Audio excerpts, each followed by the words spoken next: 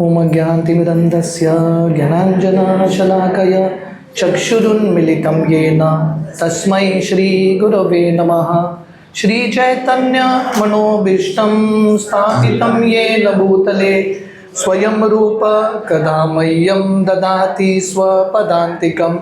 वन्देऽहं श्रीगुरो श्रीयुतः पदकमलं श्रीगुरुन् वैष्णवांश्च श्रीरूपं साग्रजातां सहगणा रघुनाथान्वितं तं सजीवं साद्वैतं सावधूतं परिजनसहितं कृष्णचैतन्यदेवं Shri Radha कृष्णपादान् सहगणा Lalita श्रीविशाखान्वितंश्च।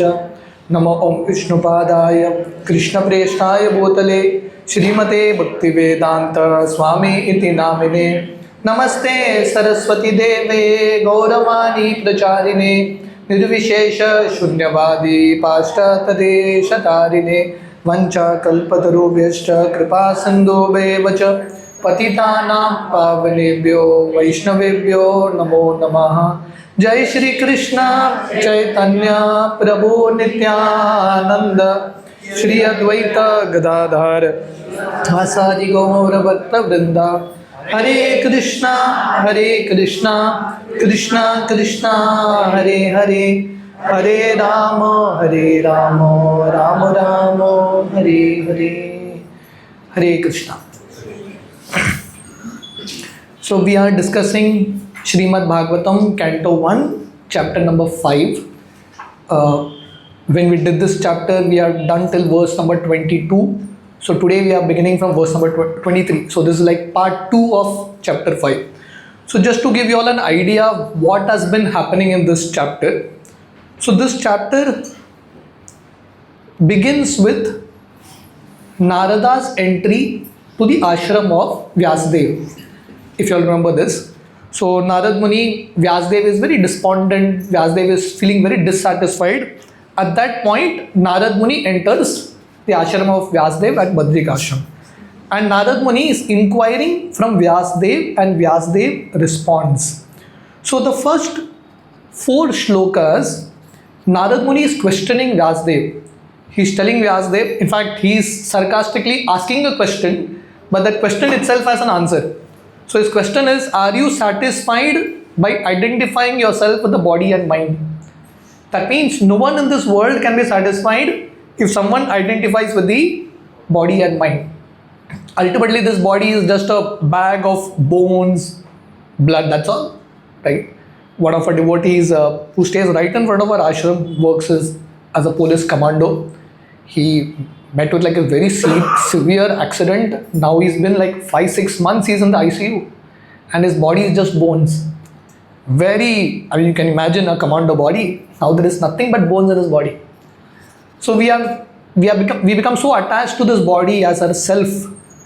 But Narad Muni, through this question, is telling all of us that as long as we think that we are this body and mind, we can never be happy. The formula of happiness is to come to the level of the Atma. So Narad Muni is congratulating Vyasadeva that you have written so many books, Mahabharata and all the Vedic scriptures. Why are you still despondent?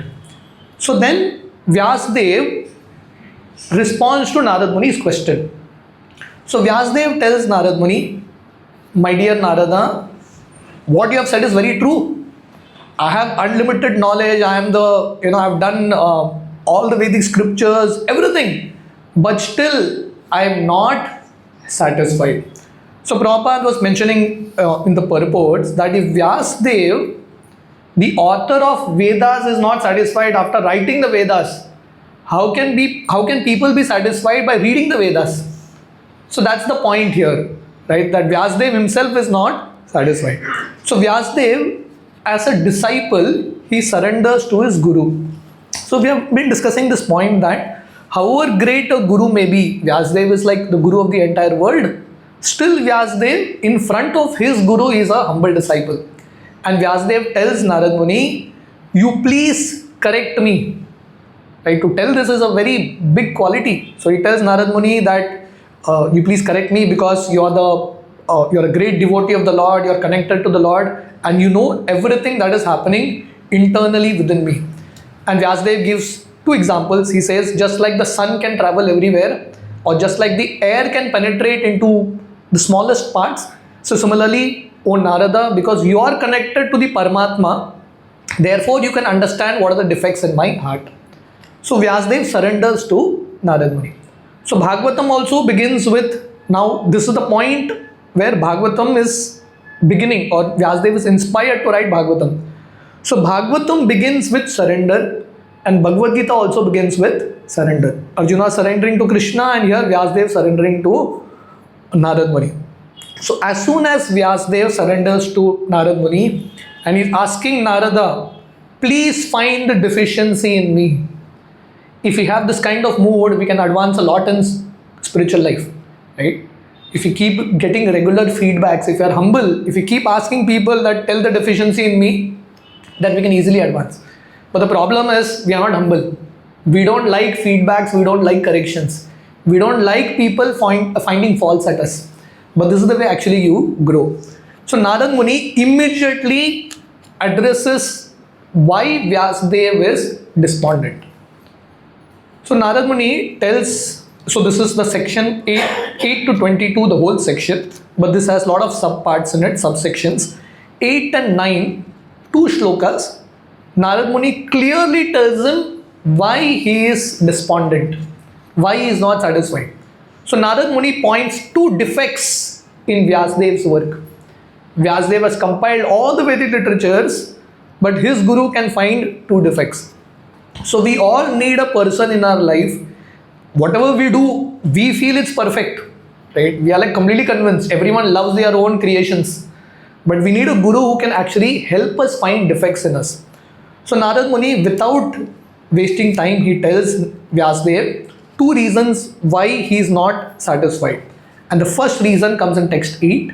Shri Narad Uvacha Bhavata Anudita Prayam Yasho Bhagavata Malam Yenai Vasu Natushyeta Manyeta Darshanam Kilam. So it tells Vyasadeva, you have done a great job by writing all the Vedas, but the problem with all the Vedas is there is no direct glorification of the Lord. It's all indirect. Almost you have not glorified. So therefore, you are not satisfied. Yenai Vasu Natushyeta Manyeta Darshanam Kilam. That philosophy that doesn't glorify Krishna, that philosophy is incomplete. That philosophy is not perfect. So this is the first defect he finds out. What is the first defect? Vyasadeva has not glorified Krishna sufficiently in the Vedas. And the second defect he says, Yata dharmadayas muni varyanu na tata vasudevasya mahima hi anuvarnita. He says second defect is, you have overemphasized the 4 purushartha. What are the 4 purushartha? Dharma, artha, kama, moksha. So he's overemphasized it so much that there is no space only in the Vedas to glorify Krishna. Vasudeva Mahima hi anuvarnita. He's not glorified Krishna sufficiently. So these are 2 defects. Very clearly Narad Muni is pointing out to Vyasadeva 2 defects of the Vedas. One is insufficient glorification of the Lord, and second is, instead of glorifying the Lord, he is overemphasized on dharma, artha, kama, moksha. That means instead of emphasizing on bhakti, he's confused people with emphasis on dharma, artha, kama, moksha. These are the 2 defects that Vyasadeva points out. Sorry, Narad Muni points out. And then in the next 2 verses, very beautiful verses, text 10 and 11, Narad Muni tells Vyasadeva that there are 2 categories of literatures. Do you all remember this section? 2 categories of literature. So he says, text 10, Nayat vachas chitra padam harer yasho jagat pavitram praganita karhichit tadvayasam tirtam ushnanti manasa nayatra hamsa nirmanti usikshaya. So he says there are 2 kinds of books, literatures. Because Vyasadeva is a literary incarnation, he's written a lot of books. First category of books is materialistic literatures. That's available in the market in abundant quantity. So Narad Muni says, this kind of literatures, books available in the market, it may be under any category, self-help, this, that, unlimited category. But Narad Muni is saying, if it is not glorifying Krishna, nayat vacha chitra padam hare desho, if the glory of Krishna is not there sufficiently, such books are like Vayasam Tirtham. Vayasa refers to crows, and Tirtha refers to pilgrimage or a holy place of crows. So books that don't glorify Krishna are like what? They are like place where crows enjoy. Yeah, crows flock together. And where do crows come together? In garbage bins, right? Yeah, if an animal is dead, right, you'll find a lot of crows coming. For them, it's like a big feast. They love it, when someone dies. So this is the crow mentality. Narad Muni says here, those who are Hamsa. Hamsa means swan kind people. They don't enjoy in such dirty things. Where do the Hansas enjoy? So if materialistic people are like crows or materialistic books are like crows, Hamsas are like pure devotees. Pure devotees are compared to Hamsa. And where do the Hamsas enjoy? Text 11 he says, Tadva visargo janatagla viplavo yasmin prati shlokam abadvati api namani anantasya yasho nikitani yat shranvanti gayanti grinanti sadhava. So the Hansas, Paramhamsas, the pure devotees of the Lord, they take pleasure in books that glorify Krishna. Namani anantasya yasho nikitani yat shranvanti gayanti grinanti sadhava. These sadhus, they take pleasure in books that glorify Krishna. So in this way, Narad Muni says, there are two kinds of books. Devotees are interested in only spiritual books. So Vyasadeva will say, my dear Guru Narada, is my Vedas materialistic? Definitely, you can't say Vedas is materialistic.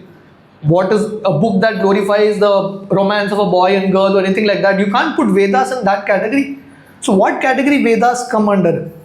So then in the next section, Narad Muni tells Vyasadeva that the only valuable asset that Vyasa should emphasize is the aspect of bhakti. And then he says, Naishkarmyam api achyuta bhava varjitam na shobhate jnanam alam niranjanam kuta puna shashvat abhadram ishware na charpitam karma yat akaranam. He says, my dear Vyas, definitely your books is not materialistic, but your books is not completely spiritual also. It is spiritual, but not that high level of spirituality. So Narad Muni gives an example that Naishkarmya, books that speak about liberation. Veda speaks about what? Mukti. So he says, even books that speak about liberation, if it is achyuta bhava varjitam, if it is without Krishna, na shobhate, it is not pleasing to the heart. So Vyasadeva has written Vedas, and most of the Vedas, the Vedic scripture speaks about merging into Brahma Jyoti, that kind of liberation. So Narad Muni tells him that even this kind of literature that speaks about liberation of this level is not pleasing to the heart. So therefore, what you should do, you write a book that purely glorifies Krishna. And then in text 13, he glorifies Vyasadeva. Because till now, with all this chastisement, Vyasadeva would have gone into major depression. I mean, someone who's written so many books and someone comes and tells him everything is useless. That fellow will go into major depression, never come out of it. So he is telling Vyasadeva, you are very fortunate, Mahabhaga. Your vision is perfect, you're spotlessly, your fame is great, you're full of truthfulness, and you are firm in your vows for the liberation of everyone. So therefore, please compile SRIMAD BHAGAVATAM. And then in text 14, Narad Muni tells Vyasadeva, because in the Vedas, there are so many Vedic literatures or verses that glorify worship of other demigods. Right? Indra Puja, Chandra Puja, so many things. So Narad Muni is telling Vyasadeva, this is also a problem. This is also a problem. Because you have not given people one worshipable deity to worship, people are confused. People feel that worship anyone, it's all the same. So Narad Muni tells Vyasadeva that because people don't have a goal, clear goal, they don't know whom to worship, because in Vedas so many options are given, their life is like a boat without an anchor. A boat, if it doesn't have an anchor, what's going to happen? Wind will keep rocking it left, right and center, that's all. So therefore, people are very, very confused because you have given people too many options. You have not focused on Krishna.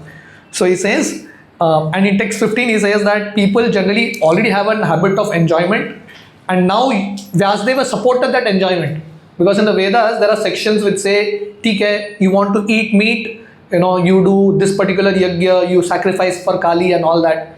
So people anyway want to enjoy. Now they will say, Vyasadeva has prescribed it, let me just enjoy. So in this way, Narad Muni is telling Vyasadeva, you have done a great work, but still, people are not intelligent. See, the Vedas, if someone studies the Vedas very intelligently, he will come to the conclusion that Krishna Bhakti is highest. But Narad Muni is telling, for that people have to be very, very expert. Only very, very rare people will be able to remove that essence. In Kali Yuga, people are completely foolish. Manda Sumanda Matayor. So people will not be able to figure it out on their own.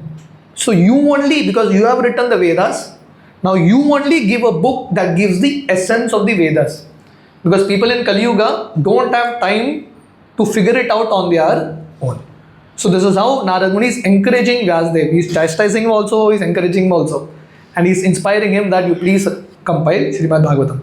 And then in text 17 to 19, Narad Muni tells Vyasadeva that the process of bhakti is so powerful compared to all the other processes.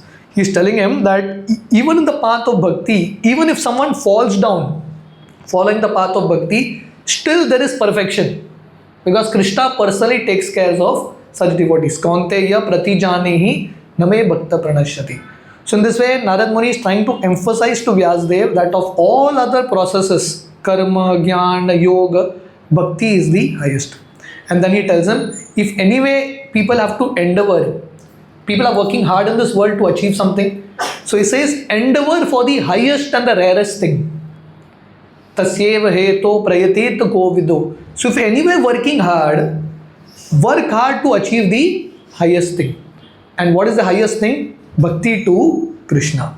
In this way, Narad Muni concludes his teaching that please glorify Krishna more and more. So now we are coming to text 23. So this is what we had done last time when we met. So now Narad Muni, see till now what he has done, he has inspired Vyasadeva with his instructions. Now Narad Muni wants to inspire Vyasadeva with his own life. Because for a disciple, Guru is their hero. Right? For every disciple, Guru is the hero. Like for all of us, we all adore Srila Prabhupada and Srila Prabhupada's disciples. They are like our heroes. Or the 6 Goswamis are the heroes. So now, Narad Muni has told instructions to him. Now Narad Muni is telling his own life to inspire Vyasadeva. And we will see in the life of Narad Muni how Narada met great souls and how he got the seed of bhakti and he got this highest position. No one in this world can have a greater position than Narad Muni. Complete spiritual body. He can enter anywhere. He can go to Vaikuntha, Naraka, Swarga, anywhere, no one stops him. So no one can be as free and as powerful as Narad Muni. How did Narad Muni get that highest position where he could actually see Krishna face to face? Narad Muni relates his life. So we saw in the same canto, chapter 2, Nityam Bhagavata Sevaya. There are 2 types of Bhagavat. One is book Bhagavat, which Narad Muni is inspiring Vyasadeva to compile. And second is person Bhagavat. When you hear the life of a great devotee, you also get inspired with the process of bhakti. So this is a very beautiful section when Narad Muni is explaining his own life. You see, in this world, people don't reveal secrets easily. If you have become successful, you don't want to reveal that secret to anyone else. Right? Very rarely people do that. So Narad Muni has achieved the highest success. But he is openly giving that secret for all of us. If you want that position of like Narada, completely free, everyone wants freedom in this world, right? So Narad Muni has complete freedom to go anywhere, everywhere. So if you want that kind of life, Narad Muni is revealing the secret to all of us very, very mercifully. So text 23 onwards, Narad Muni begins his life. So let us recite these verses. Aham puratita bhave bhamam mune दास्यस्तु कश्चन वेदवादिनां निरूपितो बालक एव योगिनां शुश्रूषणे प्रावर्षि निर्वीक्षताम्. So he says, he speaks about his birth. He says, in the last millennium, Aham Puratita Bhave, formally in the last millennium, he was born as a son of a maid servant. So Narada's life, he explains here, but actually, so this is Narad Muni's previous life. But previous to this life, he had another life. That is explained somewhere in the 11th canto of Bhagavatam. So the story is like this. Narad Muni, 2 lives ago, he was a Gandharva called Upabharana. Gandharva are demigods. Gandharvas are those demigods who sing very beautifully. Whenever the Lord does any beautiful Leela, the Apsaras will dance and the Gandharvas will sing. So Narad Muni had a very beautiful voice. So Narad Muni as Upabharana, he was there in the heavenly planets. You know what he was doing? Literally he was singing songs of demigods. Prabhupada in that purport he says Narad Muni was singing film songs as Upabharana, right, in the Swarga. So Brahmaji and all the great devatas felt that what is this guy doing? And because Narada had a great voice, he was a demigod, he was very beautiful also. A lot of girls would get attracted to him. So in this world, this is what material enjoyment is about. So Brahma felt that this fellow is too proud of his beauty, too proud of his birth in Swarga, too proud of his voice. So Brahma cursed him, you become a son of a Shudra. So from there, Swarga, he landed down to earth, and this is the life that Narad Muni is explaining here. He was born as a son of a maid servant, very, very humble. And because he became humble, humility brings a lot of good qualities in us, or humility attracts a lot of great souls in our life. So when he was the son of a maid servant, at one particular time during the 4 months of the rainy season, Chaturmas, great sadhus called Bhakti Vedantas. What does Bhakti Vedanta mean? Like we have Srila Prabhupada. Srila Prabhupada is called A.C. Bhakti Vedanta Swami. What does Bhakti Vedanta mean? Anyone knows what's the meaning of Bhakti Vedanta? Bhakti Vedanta mean?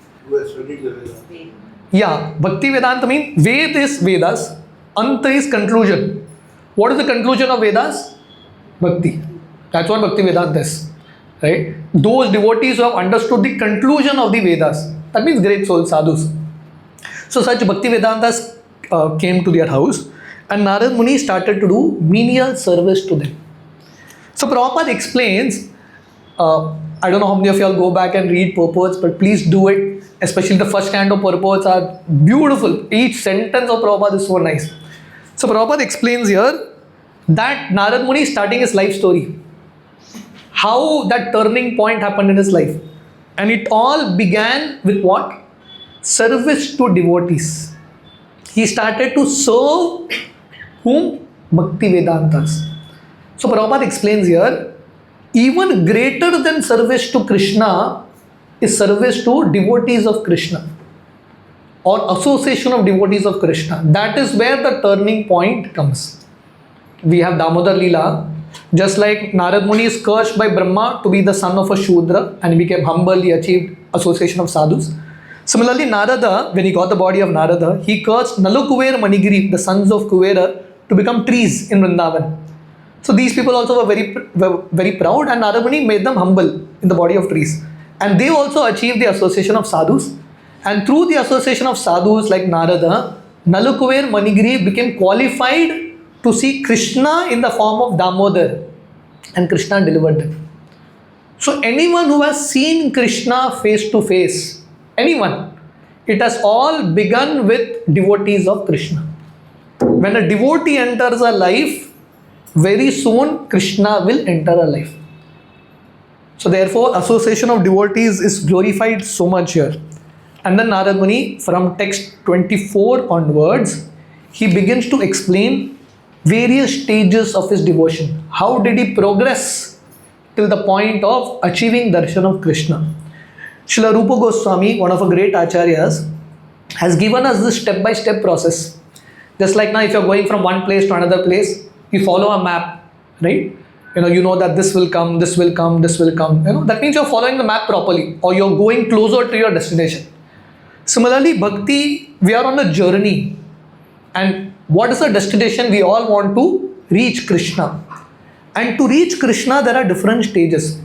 So Rupa Goswami mentions different stages. Adau Shraddha, Tata Sadhu Sangha, Bhajana Kriya, Anartha Nivritti, Nishtha, Ruchi, Bhav, Asakti, Prem. This is the journey that we have to go through. Adau Shraddha means little faith. With little faith, what we do? Sadhu Sangha. We come in association of devotees. And what do sadhus teach us? They teach us Bhajana Kriya. How to do bhakti to Krishna, Navvidha Bhakti. When we engage in the process of Navvidha Bhakti, what happens? Slowly, Anartha Nivritti, all the anarthas in our hearts go away. Then what happens? Our faith becomes very strong. We started with little faith. Gradually, when the anarthas go away, our faith becomes very strong, which is called Nishtha. And then after Nishtha comes Bhav. One experiences great ecstasy in the process of bhakti. Then Asakti, one experiences attachment to Krishna. Then Ruchi comes before that. One develops taste in Krishna consciousness. And then finally Prema. One develops love for Krishna, where one can see Krishna face to face. Now in these 24, 25, 26, 27, 28, 5, 6 shlokas, Narad Muni explains how he went through all these stages. Mentioned in 5 shlokas, but he went through all these stages beginning with Adau Shraddha. So in text 24 he says, Te mai apitha kila chapale arbake Dante drita kridanake anuvartini Chakru kripam yadyapi tulya darshana Shushrumane munayo alpabhashini. So he says, so now, because he came in touch with these sadhus, out of their causeless mercy, they gave him bhakti. So, I'll not get into this whole discussion, but it's a deep discussion which comes in one of the books of a great acharyas called Vishwanath Chakravarti Thakur. He's written a book called Madhurya Kadambini. So he says, who can give us bhakti? Bhakti is not given by Krishna. Krishna doesn't give anyone bhakti. Bhakti is given by the devotees of Krishna. Why Krishna can't give bhakti? Because if Krishna gives bhakti to someone, then Krishna will become impartial. He's given bhakti to someone, he's not given to someone else. Krishna, God by definition is, if Krishna gives bhakti to someone, he becomes partial. But Krishna is impartial. So Krishna doesn't give bhakti. Who give bhakti to Krishna? The devotees give bhakti to Krishna. So these sadhus, out of their causeless mercy, they gave bhakti to Narada in his previous life. And then we have this verse in Chaitanya Charitamrita which says, Brahmanda Brahmite Kono Bhagyavan Jeev Guru Krishna Prasade Pai Bhakti Lata Bij. So it says that out of great fortune, right, someone gets the association of devotees, and through that association of devotees, one gets the seed of bhakti in our life. So just like Narada, we have at least reached this point, right? So we also bumped into association of devotees. How did we get into association of devotees? It's all causeless. We really don't know. What was the qualification? Someone asked Srila Prabhupada, when Prabhupada was there on this planet, some of his disciples asked Prabhupada, what qualification we had so that we got bhakti? Prabhupada said, you don't have any qualification. I gave your qualification. So we don't have any qualification to get bhakti. The devotees, some devotees have been merciful to us. They have introduced us to this process. So we should always be very, very grateful to the association of devotees. So and then Narada explains here, he got the seed of bhakti, or you can say in one sense that the devotees initiated him in the process of bhakti. After that, Narad Muni developed few qualities. Dante refers to a sense control. Adrita Kridanake, even though he was a small child of 5 years old, he was not interested in childish sports. Anuvartini, he became very obedient. And Alpabhashini, he was very less talkative. So, Prabhupada explains that these qualities are very important. Out of causeless mercy, we may get the seed of bhakti. Now, in the process of bhakti, if we want to advance, these qualities are essential. What are these qualities that we need if we want to advance in bhakti? First is sense control, dante. Second is adrata kridanake, giving up childish sports. Right? I was explaining somewhere, childish sports these days, not only children play, even adults play. I was on a flight, we were coming back from Chennai. I was seeing elderly people sitting in the flight playing video games, mobile games, I mean, it's like a common thing now. It's just common. Everyone does this because people don't know what to do. People don't know what to do. Prabhupada, when he was in America, Prabhupada was seeing 90-year-old man going to play golf and doing, going to a nightclub and doing. So Prabhupada is saying, what nonsense. You are like almost there. You're going to meet that final examination and still they don't know what to do. So people are lost. But here was a 5-year-old boy, not a 90-year-old boy. A 5-year-old boy was so focused, he gave up childish sports. Anuvartini means obedient. This quality is also very important for a disciple. And last quality is the most important quality. Alpabhashini. Alpabhashini means talk less. Talk less. Right? A disciple matlab follow more, hear more, chant more, talk less. We waste so much of our human energy in talking nonsense. Prajalpa, so much energy lost. So much energy lost. So we have to learn to have these qualities. So Prabhupada mentions here, without self-control, being disciplined, being obedient, one cannot be successful in spiritual life. So Narad Muni developed these qualities after meeting great souls. So these are the steps of progress. Satam Kripa, Shraddha, Guru Padashray. How he took shelter of a guru with great faith. He was very, very obedient. Then in text 25 he says, Uchishtalepan anumodito dvijay Sakritsma bunje tad apashta kilbisha Evam pravartasya vishuddha chetasas Tad dharma evatma ruchi prajayate. So now he says once, 4 months these souls were there. So once with their permission, he took their remnants. Remnants matlab their uchishta lepan. So we have prasad. Anything offered to Krishna is prasad. We have something called Mahaprasad. See, when something is cooked in the kitchen, everything is not taken to the altar. Only in Jagannath Puri it happens, right? In other places, kitchen में कुछ बनता है, उसमें से थोड़ा भगवान के सामने रखते हैं. What is kept in front of Krishna on his thali and that what comes out, that is called Mahaprasad. And then there is something called Mahaprasad. And what is that? Prasad of Krishna eaten by the devotees. Their remnants is called Mahaprasad. In Chaitanya Charitamrita there is a shloka which says, there are three very, very powerful things in bhakti. You know what are they? Bhakta pada duli, Bhakta pada jal, Bhakta bhukta avashesh, Tini mahabal. 3 very powerful things in bhakti. And all these 3 things are not related to Krishna. They are related to the devotees of Krishna. Bhakta pada duli, dust from the feet of great souls. Bhakta pada jal, water that has washed the feet of great souls. Kya Charnamrit. And Bhakta bhukta avashesh, remnants of great souls, is something that is very, very powerful. One time, one of our devotees was somewhere in America, some remote place in America. He was doing book distribution. Like now marathon is coming now. In this December month, we try to distribute many, many Bhagavad Gitas. So he was there in some place doing book distribution. Our devotees go out everywhere. So he knocked one door. And one lady opened that door. And he saw that lady is wearing tilak. Some remote corner of America, this lady is wearing tilak. Not only tilak, she has a kanti. So this lady said, come inside. He went inside. The house was filled with Krishna's pictures.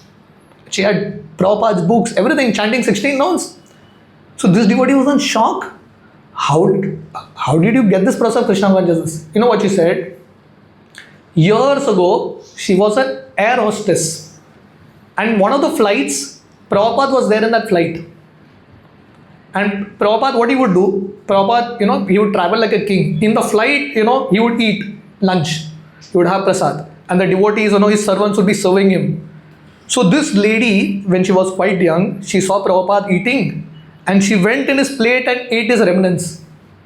That power of the remnants, she became a devotee on her own. No one had to literally preach to her. And there are many, many stories like this. The power of the remnants of Krishna's devotees. So in this way, Narad Muni, with their permission, very respectfully he ate their remnants. And then what happened? Gradually it says, Tadharma evatma ruchi prajayate. He developed taste. So basically, Narad Muni is explaining in few shlokas, but the whole process is happening here, right? He is developing anartha pagama, that means his anarthas are gone, anartha nivritti. He's come to nishtha, strong faith, and then he's developing ruchi, taste in the process of Krishna consciousness.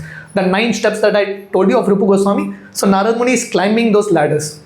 And then in next verse he says, text 26, Tatranvaham Krishna Kata Pragayatam Anugrahena Shravanam Manohara Ta Shraddhayame Anupadam Vishranvata Priya Shravasi Anga Mama Bhavadruchi. So Narad Muni, in that association, he would hear Krishna Katha, because those great souls who came to their house, what they would do? They would sit together and discuss about Krishna. Krishna tells in the Bhagavad Gita, Mad Chitta Madgata Prana Bodhayanta Parasparam Katayantascha Mam Nityam Tushyanti cha Ramanti cha. Great souls, what is their activity? When they come together, they only discuss about Krishna. So these great souls, they were sitting and discussing Krishna Katha. 5-year-old boy Narada went and sat there. And Prabhupada explains in the purport, this boy was from such a poor family. Father was dead. There's no mention of a father here. Only mother is mentioned here. Father was no longer there. There's not even a mention of which caste he belongs to. Very, very low family. He didn't even have money in his house. So literally till this point, this boy, Narada in his previous life, has not even gone to school. He has not even done schooling in the proper sense. Now these great souls are sitting and discussing Krishna Katha. He just sat there. How much he might have understood, but he tried his best to understand. Understanding spiritual subject matter is not just a matter of intelligence. It is a matter of sincerity. It is not a subject of intelligence. Many people have this question, Prabhuji, do I have to understand Sanskrit? No need. Where did Narad Muni go learn Sanskrit? Is there any description that Narad learned Sanskrit? There is no need. That's not the criteria to understand scriptures. You don't even have to be educated. You don't have to be literate also. You have to be sincere. When Sri Chaitanya Mahaprabhu from Jagannath Puri, one time he goes to South Indian tour. And there he comes to a place called Sri Rangam. And Sri Rangam, Mahaprabhu was there for like 4 months, the same 4 months of the rainy season, Mahaprabhu stayed at Sri Rangam. And there he saw, right in the temple of Ranganath, there was one Brahmana who was trying to read Bhagavad Gita. But this Brahmana was an illiterate. He didn't know to read. But still he was trying and he was making a lot of mistakes in pronunciation. And all the other learned Brahmanas there were laughing at him because he didn't know how to pronounce. But this Brahmana had tears in his eyes. So Mahaprabhu goes and asks him, what are you doing? He says, my guru told me to read Bhagavad Gita every day. But what can I do? I'm illiterate. I'm just trying. So Mahaprabhu is asking him, you're not understanding anything from the Gita because you don't know how to read. Why are you crying? And this person says, whenever I think that Krishna, that Supreme Lord, has become the chariot driver of Arjuna, Krishna has taken such a humble position, just thinking about the glory of Krishna, how great Krishna is, how much Krishna loves his devotees, I start crying. And Mahaprabhu tells him, you have understood Bhagavad Gita. You have understood the essence. So the point is, it's not a matter of intelligence. It is a matter of sincerity. This 5-year-old boy is just sitting there trying to understand. Srila Prabhupada mentions about his own life. Right? Prabhupada, who's writing all these books, who has become such a big preacher. He traveled around the world preaching, and Krishna consciousness is just growing and growing like anything, leaps and bounds by the credit of Srila Prabhupada's effort. Prabhupada had the same mood. Prabhupada's guru, just like Narada is hearing from his guru, Prabhupada's guru was Bhaktisiddhanta Saraswati Thakur. And Bhaktisiddhanta Saraswati Thakur, when you would give English pravachans, even Britishers wouldn't understand. His English was that level, his vocabulary was greater than even Shakespeare. Even Britishers couldn't understand what he's talking. So one time they were in a place called in Vrindavan called Koshi. Koshi is one village in Vrindavan. There was a Vrindavan Yatra, the last day of the Yatra. So Bhaktisiddhanta Saraswati had hundreds of his disciples in this Yatra. And Srila Prabhupada at that time was a Grahastha. His name was Abhay Charan. So Prabhupada went there with his son, Vrindavan. He had a son, he went there. And because it was the last day of the Yatra, the announcement was made that because it's the last day, all devotees have two choices. One, you all can go to the temple of Sheshashayi Vishnu, have darshan of Vishnu. Or second is, Guru Maharaj Bhaktisiddhanta Saraswati will give a talk, you all can sit and listen. So most of the devotees decided, let us go and have darshan, because devotees love to go and watch, do some sightseeing. Sitting and hearing is a big austerity. So everyone went. But Abhay Charan Prabhupada thought, let me sit and hear. What will I see Krishna with my eyes? How much I will appreciate the deities? Better let me sit and hear from my Guru. He was sitting and hearing from Bhaktisiddhanta Saraswati. And Bhaktisiddhanta Saraswati, he would not speak stories. He would speak philosophy. Very deep philosophy. And he is going on for 1 hour, 2 hours, 3 hours. The talk is going on and on. Gradually, one by one, people are walking out. Because first of all, they are not able to understand. His vocabulary is so high. And time is just passing. They are just walking out. But Abhay Charan, Prabhupada sat there. And Prabhupada was mentioning to his disciples, even I didn't understand what he was saying. But still I thought, let me try. Because he tried sincerely, his guru blessed him to become a great preacher. So this sincerity is very, very important. So Narad Muni is saying here, I heard attentively from these great souls, and gradually I developed bhav, ecstasy for Krishna, asakti for Krishna. So Prabhupada explains here, Narada, he's telling his own experience. And what is the whole experience? I'm reading from the purport. Prabhupada is saying here, the whole idea is that simply by hearing the Lord's pastimes, one can become one of the associates of the Lord. What's the idea? Narad Muni's key is what? He sat and heard attentively. And Prabhupada is saying, simply by hearing attentively, you can also become a great soul like Narada. You can also become one of the associates of the Lord. And we have like unlimited examples of devotees, Rukmini Maya, and so many personalities. All of them follow the principle of hearing attentively from great souls. And then in the next verse he says, Tasmin tada labda rucher mahamate priyashravasi ashkalita matir mama yayaham etad sat asat swamayaya Pashe mai brahmani kalpitam pare. So he says, as soon as I started to hear, I started to develop taste in hearing, my attention became fixed up, askalita mati, fixed attention, uninterrupted attention. And I got a realization. And what was the realization? 5-year-old boy, just by sitting with these sadhus. So I always tell this, that real education begins when one enters into a satsang. All other education in school is so-called education. Real education actually begins when one meets great souls. That's where the real training happens, sadhu sangha. So Narad Muni developed a realization. And you know what was the realization? His realization was, gross and subtle body that I have is not me. I am transcendental to this gross and subtle body. This realization, Prabhupada explains, is not possible even for great spiritualists who are practicing spirituality for years and years. They don't get this, that I am an Atma, I am nothing to do with this body and mind. This body and mind are superfluous to me. They are not me, they are just an obstruction to the path of bhakti. So Prabhupada explains that this realization that is so difficult, Narad Muni got it simply because he engaged in hearing attentively. So this is very, very important that we understand that we are not this body and mind, we are spirit souls. Our identity is something beyond. Just like in a dream, you see different bodies. You may imagine yourself as a king and so many things, but you realize that that's not me. You're seeing it, but you don't believe it. Similarly, we may have this body, but then we have to realize that I am not this body, but I am the spirit soul.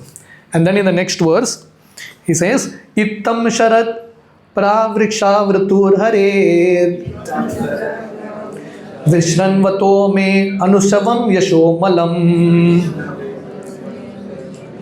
Sankirtyamanam munabir mahatmabir Bhakti pravritatma rajastamopaha. So it says, Ittam sharat pravriksha vritur hare. For 2 seasons. So actually in the land of India there are supposed to be 6 seasons, 6 ritus. And each ritu is for 2 months. So for 2 ritus, Sharat ritu, autumn and rainy season. For 2 ritus, 4 months, he heard from these people. And gradually what happened? His impurities in his heart got extinguished, and his devotion started to flow more and more strongly towards Krishna. And then all his Raja and Tama, ignorance, passion, everything became destroyed, and he started to develop love for Krishna. So Prabhupada explains in the purport, Bhakti is like a river. Bhakti is like a river. And this river, once you start it, if you do it nicely, it will reach the goal. It will reach the goal. We were discussing nectar of instruction in a Bhakti Shastri class. So Prabhupada explains in that purport, the process of Bhakti is so powerful. Once begun, it will forcibly drag you to success. You will be pulled to success. You have to just begin it. The first step is the difficult step. Once you begin it, once you get into that flow, Krishna will take over. And then you will be just dragged into Krishna's mercy. So similarly, Narad Muni is explaining his life. Suddenly that whole process happened and my Rajogun, Tamogun vanquished. So I will not get into the details, but if you all see the 2nd chapter, I don't know whether you all remember, 2nd chapter, Sutta Goswami was explaining this whole series, right? Shramata Swakata Krishna Punya Shravana Kirtana Hridayantasto hi Abhadrani Vidunoti Sarat Satam Nashta Prayesho Abhadresho Nityam Bhagavata Sevaya Bhagavati Uttama Shloke Bhaktir Bhavati Naishtiki Tada Rajastamo Bhava Kamaloba Dayaschaye Chetereter Anaviddam Stitam Satve Prasidati Evam Prasanna Manaso Bhagavad Bhakti Yogata Bhagavad Tattva Vijnanam Mukta Sangasya Jayate. So in this way, it's a whole series of shlokas in the 2nd chapter of the same canto. We had discussed this. It explains that everything begins with hearing. When you keep hearing, anarthas go away, Rajagun, Tamogun goes away, one comes in pure sattva, one experiences bliss to Krishna, one realizes that I am an Atma, I am not this body, and one becomes an associate of the Lord. Those were the theory, and this is the case study of that whole process happening. The whole process happening, Rajagun, Tamogun destroyed. Text 29 to 31, Narad Muni explains, because he followed the process very well, because he was very, very sincere, the sages became very pleased. While going, the sages gave Narad Muni the most confidential knowledge. They blessed him with the most confidential knowledge. Text 29, Tasyaiva me anuraktasya Prashitasya hatainasha Shraddhadhanasya bhalasya Dantasya anucharasya cha. So Narad Muni is mentioning his qualities. If you want to receive that special, most confidential knowledge, that special mercy of great souls, these are the qualities we should have. These are the qualities a sincere disciple should have. Anuraktasya. So this 5-year-old boy became very attached to great souls. Mahat seva ahur dwaram ahur vimukte. The Bhagavatam explains, We become entangled in this world when we are attached to materialistic people. We become liberated when we become attached to sadhus. So becoming attached to great souls is very important. Anuraktasya, this young small boy was attached to these great souls. Prashitasya, that means he was very, very obedient. Hatai nasha, he became free from sins. Shraddadhanasya, he was very faithful, he had faith in their words. Dhantasya, he was very self-controlled. Anucharasya, sir, he was very, very sincere and strictly followed what they gave. So if Prabhupada explains here, these are the necessary qualifications for the prospective candidate who can expect to be elevated to the position of a pure devotee. So Prabhupada is saying we are all prospective candidates. Whether we will reach that place, whether our ticket will get confirmed, whether we will reach that position, depends on our effort. We have to develop these qualities. Being attached to great souls, being obedient, being free from sins, being faithful, self-controlled, and following what they say with full faith. Srila Prabhupada was an example. His guru told him, go and preach in the West. Prabhupada tried. He just tried. Just follow what your guru tells you, you will become successful. And then in text 30 he says, Jnanam guhyatamam yattat sakshat bhagavatotidam anvocham gamishyanta kripaya deenavatsala. Anvochan gamishyanta. While these sadhus were leaving, because sadhus don't stay in one place too long. They give, they leave. So a guru means he gives, inspires his disciple, leaves. We have Krishna speaking Bhagavad Gita to Arjuna, and then Krishna at some point left, Arjuna had to follow. Right? You have Bhagavatam, the example of Parikshit Maharaj. Shukdev Goswami spoke Bhagavatam to Parikshit, he left. Now it is Parikshit's duty to follow. Whether you want to follow or not, it's you. Krishna in the end of the Bhagavad Gita, Krishna spoke 700 verses. Towards the end he tells Arjuna, I have spoken. Now Baba, you decide whether you want to follow or not. I have done my job. Now you do your job. So great souls will give their message. They will give that information. They will give their knowledge. It is up to us to decide whether we want to follow or not. So these great souls, when they were leaving, Kripaya Deenavatsala, because they were very, very merciful. The quality of a great soul is compassion. I was explaining somewhere, Param Pujya Radhanath Swami Maharaj, when he was like a 19-year-old boy, Richard Slavin, way back in the 1970s, he came to the land of India to search for a guru. And in 1.5 years being in India, he met the greatest souls in this world. He met like powerful yogis, who were living for hundreds of years. He met people who had great mystic powers, and so many people he met. But he was definitely attracted to all of them, and all of them were ready to give him initiation. But he was still not finding that inner calling. When he met Srila Prabhupada, he thought that this is the person. Because he could see deep compassion in the eyes of Srila Prabhupada. So the quality of a great soul is not what magic he does, what kind of siddhi he has. The greatest quality of a great soul is Kripana Deenavatsala. Whether they are merciful, compassionate towards fallen souls. So because these great souls were very, very merciful, very advanced, what they did, while leaving, they gave him the most confidential knowledge. Jnanam guhyatamam yattat. So Prabhupada explains, there is Gyan, there is Guhya Gyan, there is Guhya Tara Gyan, and Guhya Tamam Gyan. Gyan means knowledge that we get in this material world in so many ways. History, geography, maths, n number of fields, Gyan. But that is not called Guhya Gyan. That is knowledge of matter, material world. Maybe knowledge, but not confidential knowledge. Prabhupada explains, Guhya Gyan is Gyan of Brahman. Understanding the aspect of the Lord as Brahma Jyoti. That is Guhya Gyan. Guhya Tara Gyan is to understand that Krishna is Paramatma, who is there in everyone's heart.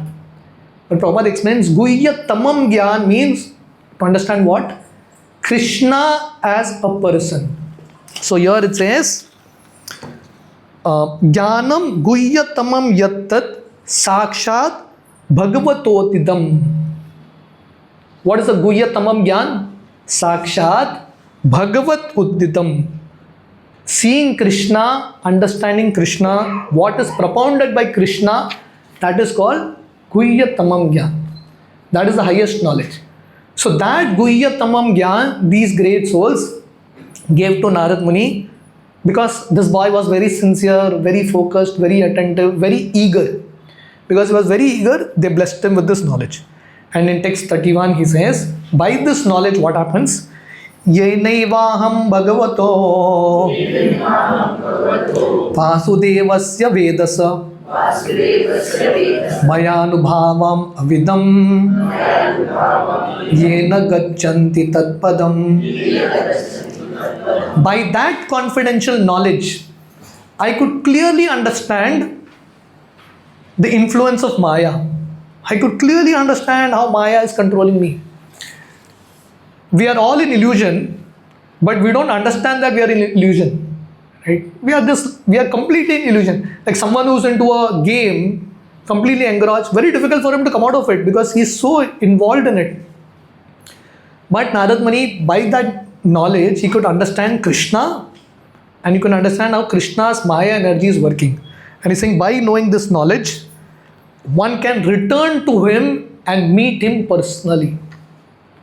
So, therefore, hearing Bhagavatam is very important.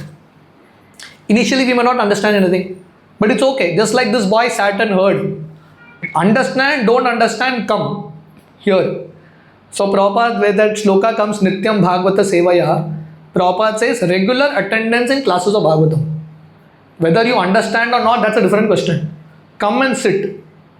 Come and sit. Even if you go to sleep, there is benefit. But come and sit. Just by coming and sitting in these classes, there is a lot of purification that is happening. Internally, Krishna is working.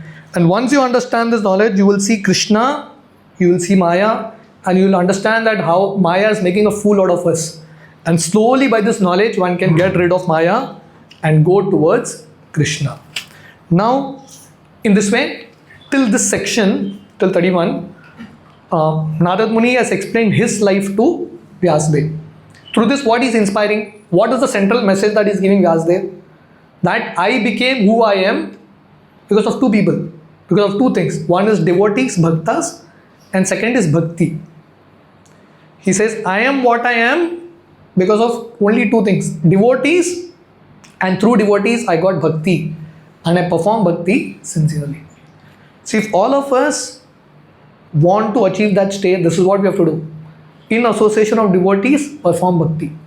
Prabhupada explains we have started this movement, Krishna consciousness, to literally create Narad Munis like this, right? To create Naradas like this who can just go on preaching and developing this pure lifestyle. So this is what Narad Muni tells Vyasadeva, inspiring him through his own life. Now Narad Muni is further advising and concluding this whole section, 32 to 40 verses.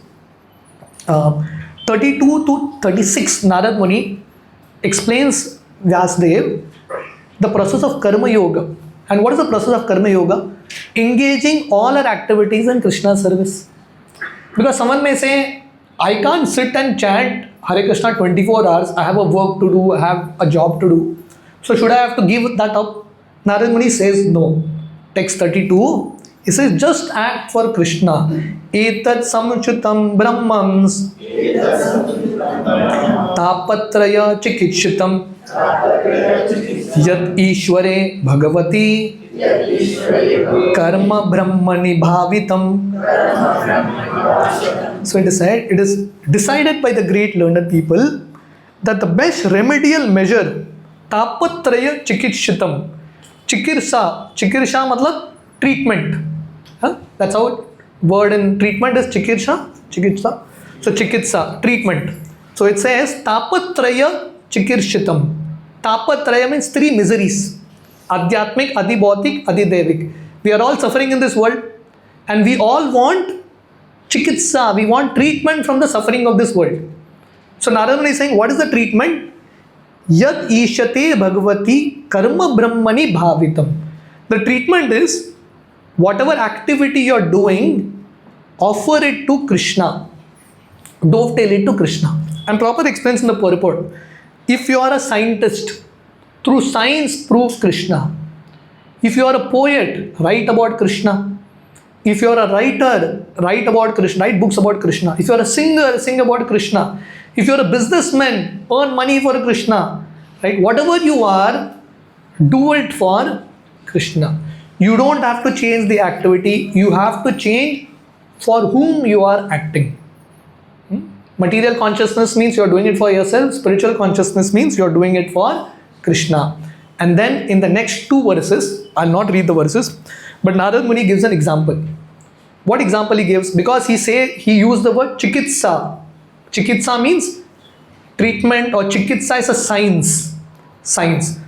Just like you have medicine, which is a science. So Narad Muni is saying, I'll give you a spiritual science. And Narad Muni is given an example. Amayo yash bhutanam jayate yena surata tadeva amayam dravyam na punati chikitsitam. Just like one thing may cause a disease, but that same thing taken in a different way may be the cure of the disease. Example, milk. If one drinks too much milk, what happens? Indigestion. Again, what is the treatment of indigestion in the natural way? Curd, dahi. Milk has caused you disease. The same milk in a different way can be the cure of the disease. So Narad Muni says this is the science. Activity, karma, creates bondage for us. That same karma, when done for Krishna, becomes the source of cure of the disease and it becomes liberation. So in this way, Narad Muni is saying, use your activities, that karma that caused us bondage, that same karma, dovetail it to Krishna. And Krishna, whether it is Bhagavatam, Bhagavad Gita, the message is the same. Krishna tells in the Bhagavad Gita, Yat karoshi yad asnasi, yad juhosi dadasi yat tapasyasya kaunteya tat kurushu madarpanam. Krishna says, whatever you are eating, whatever you are giving in charity, whatever work you are doing, do it for me. Simple. Bring Krishna in everything that we do. Activity doesn't have to be changed. We have to change why we are doing the activity. And in this way, we can get rid of all karma. And then Narad Muni in text 35, he says, when we do bhakti in this way, yadartha kriyate karma bhagavad paritoshanam jnanam yatat adhinam hi bhakti yoga samandvitam. So, how we have to work? Bhagavad paritoshanam. What is the purpose of work? Purpose of work is to please Krishna. Bhagavad paritoshanam. So if you are seeing this whole set of verses, you see this verse, the previous verse, the previous verse, everywhere you will find the word Bhagavad coming in. Bhagavan coming in. So the focus is very clear. Whatever we are doing, we have to do it for Krishna. So he says, if you do this, what will happen? Jnana will come automatically. So Prabhupada explains a brilliant sentence in the purport. I'll just read this sentence. Let's try to understand the meaning. So Prabhupada says, Bhakti Yoga is above karma and jnana. So Prabhupada says, Bhakti Yoga is independent of karma and jnana. On the other hand, jnana and karma dependent on Bhakti Yoga. What does it mean? What it means is, if you are doing Bhakti Yoga, karma and jnana are already done. You don't have to do it separately. But if someone is doing karma jnana separately, he cannot become successful in karma or jnana yoga without bhakti. Bhakti is not dependent on karma jnana, but karma jnana is dependent on bhakti. This is the conclusion of Narad Muni. Knowledge automatically comes, one doesn't have to endeavor for it. So therefore, in text 36 he says, Kurvana yatra karmani Bhagavad chikitsayasna krit Krinanti gunanamani Krishnasya anusmaranti cha.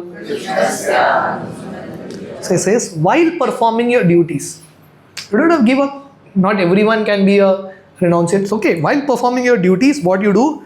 Grinanti gunanamani Krishnasya anusmaranti cha. While performing your duties, chant Hare Krishna, remember Krishna's pastime, remember Krishna's qualities, then life is perfect. The same message is there in Bhagavad Gita. Ma manusmara yuddhacha. Krishna tells Arjuna, think of me and fight. You don't have to go to any extremes. Do your duty, but continuously think of Krishna, chant Hare Krishna. Simple formula where anyone and everyone can participate. And then in text 37, Narad Muni is telling his own personal mantra that Narad Muni had. Text 37. Om Namo Bhagavate Tubhyam Vasudevaya Dhimahi Pradyumna Aniruddhaya Namaha Sankarshanaya Cha. So he says, life is simple. Just chant Hare Krishna. So he's saying here, let us chant the glories of Vasudev along with Pradyumna, Aniruddha and Sankarshan. So these are four personalities are always together. The same Vasudev, Sankarshan, Aniruddha, Pradyumna come as Ram, Lakshman, Bharata, Shatrughna. Right? And in Krishna Leela, how did they come? Krishna is Vasudev, Krishna. Sankarshan is Balaram. Pradyumna was Krishna's son. And Aniruddha was Krishna's grandson. So these three personalities, Sankarshan, Pradyumna, Aniruddha, expansions of Krishna, always with Krishna. Vishnu Tattva, but they are always with Krishna. So in this way, the whole idea is just chant Hare Krishna, just chant the glories of Krishna. This Harinam will reveal everything to you. Harer Nama, Harer Nama, Harer Namaiva Kevalam. Kalo Nasteva, Nasteva, Nasteva Gatir Anyata. And finally, there are 3 verses to go. In text 38, he says, very beautiful verse. Iti murti abhidhanena mantra murtim amurtikam yajate yagya purusham sa samyak darshana puman. So basically this section, Narad Muni is describing the power of sound, the power of Shabda, holy name. So he says here, in this verse, that when we chant the holy names of God, when we chant God's names, then everything gets revealed in time. Right? Everything happens. Nama Guna Rupa. Nama Guna Rupa Leela, basically. Everything starts with the name. And here in this verse, if you see the verse, he says, Mantra Murtim Amurtikam. What does Mantra Murti mean? Murti means form. What does Mantra Murti mean? Krishna in the form of his name. Right? This is also a form of Krishna. Just like you have a form of Krishna, deities of Krishna. Similarly, Krishna comes in another form. What is that?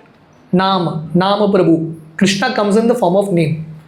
And this Krishna in the form of name is Amurtikam.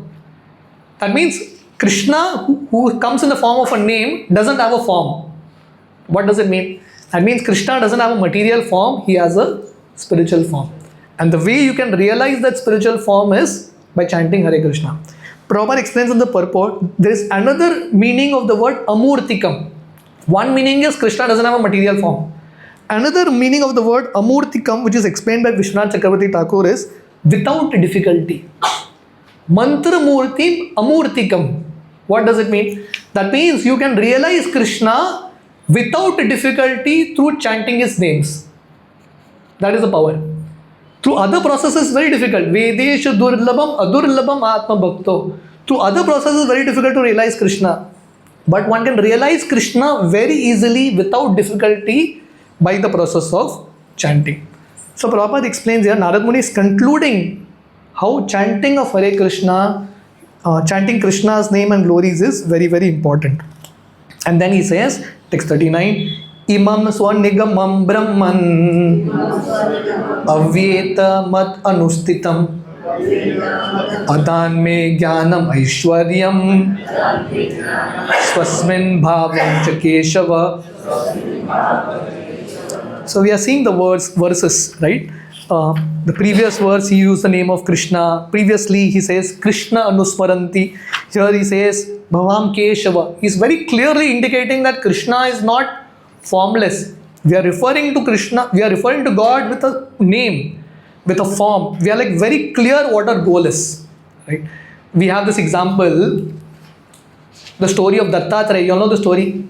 Dattatreya is one of the form of Vishnu, na? Right? Brahma, Vishnu, Mahesh, all three came. Why? Because Atri Muni and Anusuya, the parents of Dattatreya, they prayed. What did they pray? They prayed that, God, whoever you are, come as a child. So all three came, Brahma, Vishnu, Mahesh. When all three came, they said, Arey, we didn't call all of you all. But they said, Baba, your prayer was not very specific. We are all gods, controllers in some way. So when we pray, our prayer should be very clear. Whom are we praying to? What are we praying? So Bhagavatam gives clarity. We are not confused that probably this is God, that is God. We are very clear Krishna is God. And the process to approach Krishna is the process of chanting and the process of bhakti.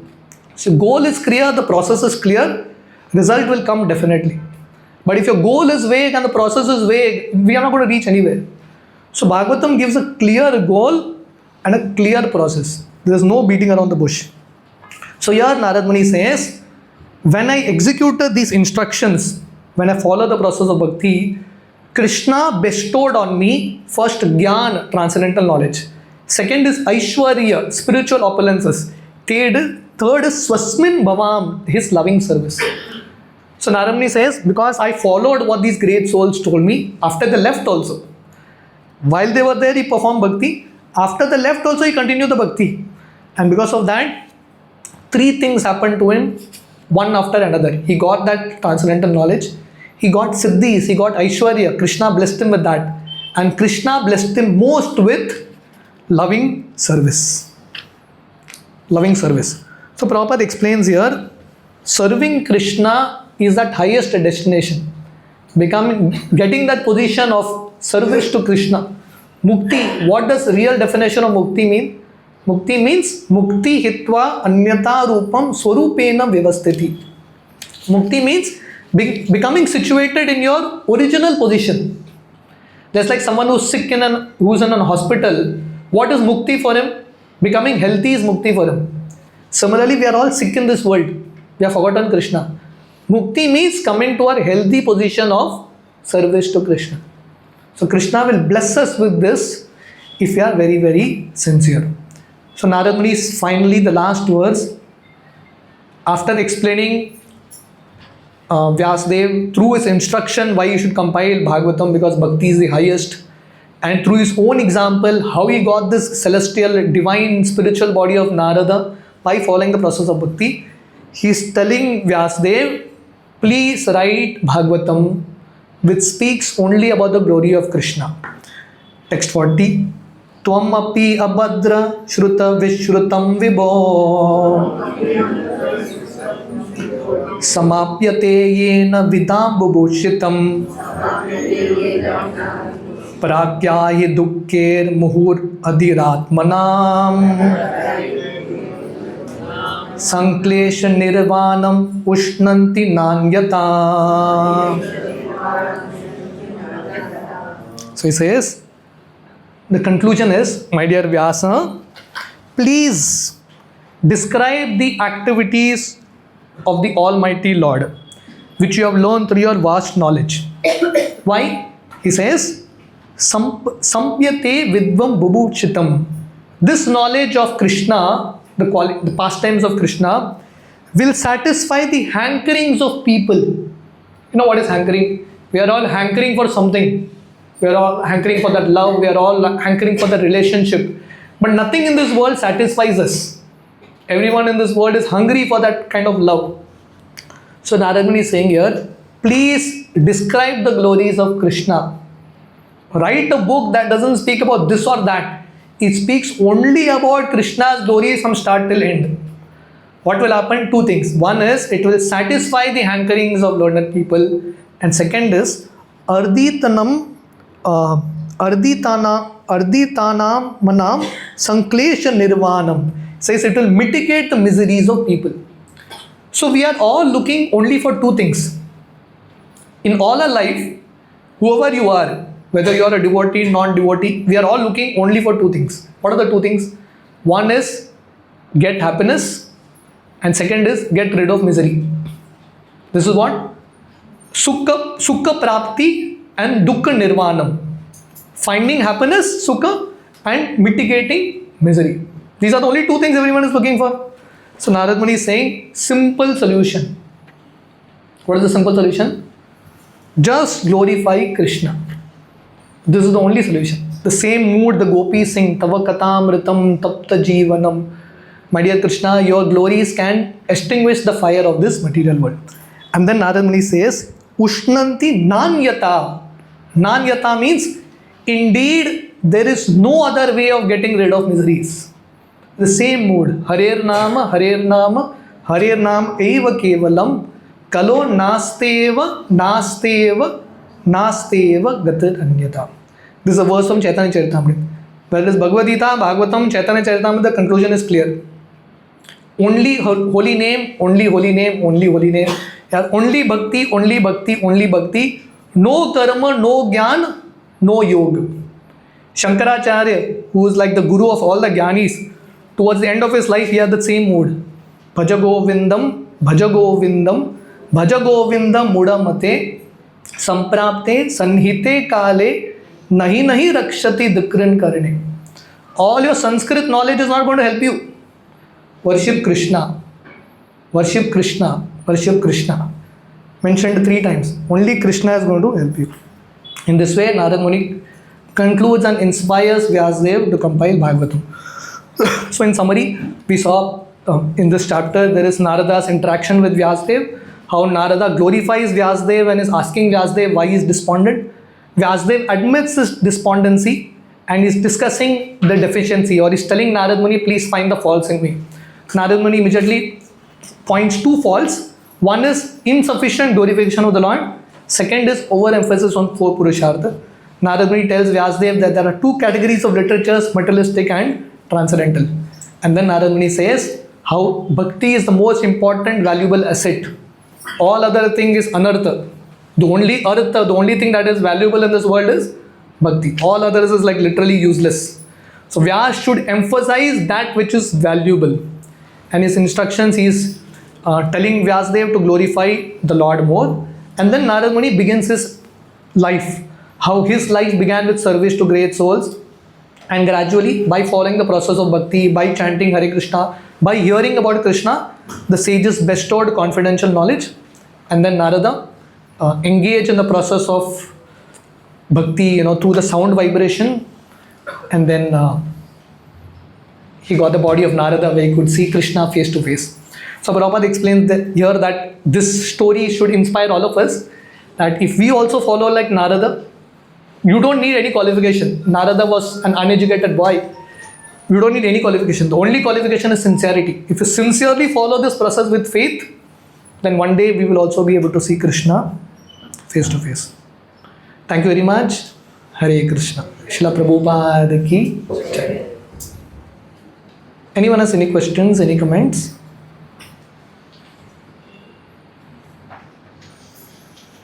Anyone has any questions? आप लोगों को समझ में आया?